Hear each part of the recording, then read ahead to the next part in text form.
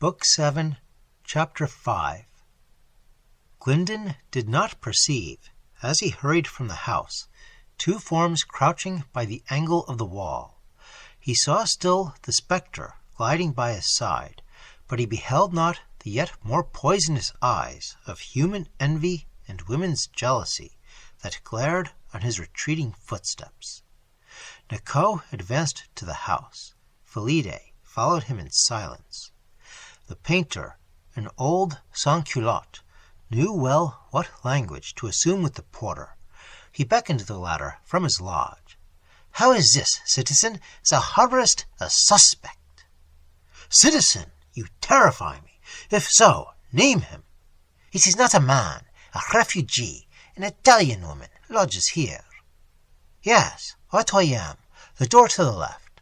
But what of her? She cannot be dangerous, poor child." "Citizen, beware! Dost thou dare to pity her?" "I? No, indeed. But—" "Speak the truth. Who visits her?" "No one but an Englishman." "That is it, an Englishman, a spy of Pitt and Coburg." "Just heaven! Is it possible?" "How, citizen, dost thou speak of heaven? Thou must be an aristocrat." "No, indeed. It was but an old bad habit, and escaped me unawares." "How often does the Englishman visit her?" "Daily." Felipe uttered an exclamation. "She never stirs out," said the porter. "Her sole occupations are in work and care of her infant." "Her infant!" Felipe made a bound forward. Nicot in vain endeavored to arrest her. She sprang up the stairs. She paused not till she was before the door indicated by the porter. It stood ajar. She entered. She stood at the threshold, and beheld that face, still so lovely.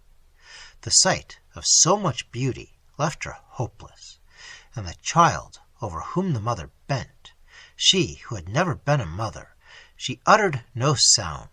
The Furies were at work within her breast. Viola turned and saw her, and terrified by the strange apparition, with features that expressed the deadliest hate and scorn and vengeance, uttered a cry, and snatched the child to her bosom. The Italian laughed aloud, turned, descended, and gaining the spot where Nicot still conversed with the frightened porter, drew him from the house. When they were in the open street, she halted abruptly, and said, "Avenge me, and name thy price." "My price, sweet one, is but permission to love thee. Thou wilt fly with me tomorrow night. Thou wilt possess thyself of the passports and the plan. And they shall before then find their asylum in the conciergerie. The guillotine shall requite thy wrongs." "Do this, and I am satisfied," said Felipe firmly, and they spoke no more till they regained the house. But when she there, looking up to the dull building, saw the windows of the room which the belief of Glyndon's love had once made a paradise, the tiger relented at the heart. Something of the woman gushed back upon her nature, dark and savage as it was. She pressed the arm on which she leaned convulsively, and exclaimed, No, not him. Denounce her.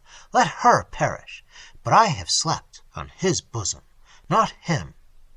"It shall be as thou wilt," said Nicot with a devil's sneer, "but he must be arrested for the moment. No harm shall happen to him, for no accuser shall appear. But her, thou wilt not relent for her."